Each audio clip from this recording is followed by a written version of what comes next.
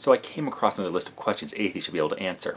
Thought it'd be interesting to do my best to answer them. As always, follow along, let me know your thoughts as well. Question 10. Why doesn't man have a natural predator? Naturally on our own, we're fairly frail creatures. Just about any medium or large predator could take us out. But, since we've developed both tools to help protect ourselves and the ability to work together, we've managed to keep most of them at bay. A group of armed humans has very few predators, but drop us naked and alone in front of a hungry bear or crocodile, we probably won't last very long. On the other hand, it could be said that viruses are our natural predators. They're constantly mutating, trying to find ways to attack our bodies. Question 9. Where is man's natural environment or habitat? Our ancestors developed on the plains of Africa. One theory is that for some reason or another, one branch of apes was forced to abandon the trees and live on the ground. At that point, our brains were large enough to develop tools, but our bodies were still ill-suited enough to the new environment that we had to increase our tool-using abilities, and bipedal motion, or we would have been wiped out. By this point, we're able to live just about anywhere, which brings us to Question 8. Why does man adapt the environment to himself and not adapt to the environment naturally? we do adapt to the environment. Well, somewhat. If your ancestors lived in a very hot and sunny climate, their bodies would adapt over generations to better protect themselves from the sun, so they would be less likely to burn or develop skin cancer. If they moved away from that area, over time they would lose that protection. But adapting ourselves is a long and frankly bloody process. Nothing but a trial and error approach means lots of dead humans. We love our children, and ourselves, enough that we don't want the majority to simply die out in the hopes that one or two would have a mutation that would allow them to survive better. Adapting the environment around us gives us results almost immediately, at least compared to evolution. I'd rather have a farm that feeds my kids over the hope that natural selection favored a few of them. Question 7. The Earth is in the solar system in the galaxy in the universe. What is the universe in? We don't know. Since there's no way to observe outside the universe, we don't know what, if anything, it's in. That does not, however, mean we default to intelligent creator being. Question 6. Where did all the existing matter in existence come from? As I've said many times before, we don't know. We do know there's a massive expansion of everything about 14 or so billion years ago, but where that everything came from, we don't know. But there is no evidence it came from any kind of intelligent creator being. Question 5. What tells the amino acids to fire in a precise order in the perfect amounts to start the DNA chain? First off, amino acids don't fire. Secondly, amino acids don't create the DNA chain. DNA comes first, and evolutionary speaking, RNA came before DNA. DNA is not made of amino acids. Proteins are made of amino acids. DNA and RNA are made of nucleic acids. DNA stands for deoxyribonucleic acid, RNA for ribonucleic acid. Nucleic acids are essentially carbohydrates, or sugars, with nitrogen included in the molecules. DNA forms the blueprint for proteins, which are chains of amino acids. Oh, and that image that he thought made him look all sciencey? That's a man-made cleated amino acid, not found in nature at all. Question 4. What gives DNA its precise instructions? Alright, sit tight, grab a coffee. This is going to be a long one. The first thing to remember is that DNA, RNA, and amino acids are chemicals, molecules. They're not alive, just incredibly complex compared to molecules most people are familiar with, like water or table salt, which are simple and made up of only a few atoms. DNA, RNA, and amino acids can be made of billions of atoms. RNA is the simplest, DNA the longest, and proteins are somewhere in between. Just like atoms can have electrical charges that help them attract the oppositely charged atom, the atoms and molecules retain some of these charges. So complex molecules can be electrically attracted to other complex molecules. This is leaving out things that are hard to explain, like van der Waals forces. But, basically, positively and negatively charged molecules do most of the work. Let's start with DNA. Deoxyribonucleic acids, which in simple terms are sugar molecules called riboses, react chemically with phosphates to link together into long chains, millions or billions of nucleic acids long.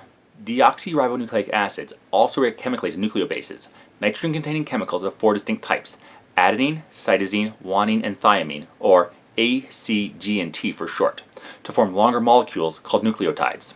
So, now we have long chains of nucleotides, which are chains of sugar bound to nitrogenous bases and linked together by phosphates, ultimately all chemical reactions, not magic. It so happens that A and T are strongly attracted to each other to form hydrogen bonds easily. G and C do the same. The bonds between A and T and G and C are what binds the two DNA molecules into a double helix. The four nucleotides, A, T, C, and G, occurring in different sequence, form the basis of the genetic code which is used to build proteins.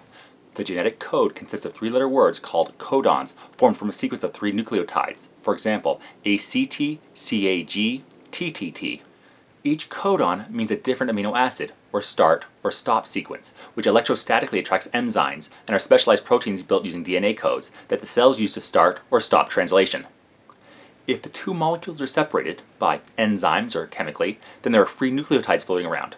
A's and T's will attract, and G's and C's will attract, and the phosphate groups at the other ends will react with each other, because phosphates are highly reactive, forming new strands of DNA with the same sequence of code, but in reverse. The exact coding and how it works could fill books. I'm not going to go into it here, but basically, the genetic code consists of three nucleotide sequences. RNA is chemically very similar to DNA, but not as stable. RNA sequences are created from DNA sequences, and those RNA sequences get translated into amino acids which form proteins. Long story short, amino acid chains fold in specific shapes constrained by the charge of amino acids along the chain. Protein enzymes and DNA and RNA react with each other in specific ways constrained by the same physical, natural forces. Question 3. Mathematically speaking, what are the odds that 90% of the world population who believe in a god or gods are under a mass delusion, but you are not? It's because most cultures use gods to explain the unexplainable, and the belief is carried on. The majority is not always right. It used to be a fairly well-held belief that the solar system is geocentric, with the Earth at the center. But just because that was believed by the majority of the people at the time, that doesn't mean it was right. Evidence was produced to show the Earth was not the center of the solar system, but rather the Sun. The majority was wrong. That doesn't mean the majority is always wrong either. Simply, that argumentum ad populum is not a good way to determine reality. Look at it this way. At one point, your religion was a tiny minority of the population that the rest of the world thought was a mass delusion. Are you going to claim it was false then, but accurate now because it's popular? Question 2. If, when people die, they cease to exist, yet science tells us that energy animates the body, and energy cannot be created or destroyed, and thus lives forever, how is it that we cease to exist in our grave? When we say someone has ceased to exist, we mean that their body has stopped functioning. In layman's terms, we stop taking in fuel to metabolize into energy. Yes, the physical matter may be there, but it stopped gaining new energy through metabolic processes. The cease to exist is more of a metaphor. The brain stopped working, and the personality of the human we know is now gone. The body may exist for longer, but the brain is no longer functioning. The electrical impulses have stopped, and the person's individuality that we knew is gone. And the number one question that atheists should be able to answer is, does life have a purpose? If the answer is no, then scientifically and definitively, atheism is an illogical argument. For life to have purpose, reason is required. Reason comes from intelligence. So you have to ask yourself, if life has no purpose, then your argument for atheism just doesn't work and it cannot be rationalized. If life has a purpose, then you must conclude that that purpose has a reason and that reason comes from intelligence. So, does life have a purpose? Yes, I can rationalize my argument for my atheism without a purpose. We exist. That existence is not contingent on any purpose. There is no evidence for anything to give us an external purpose.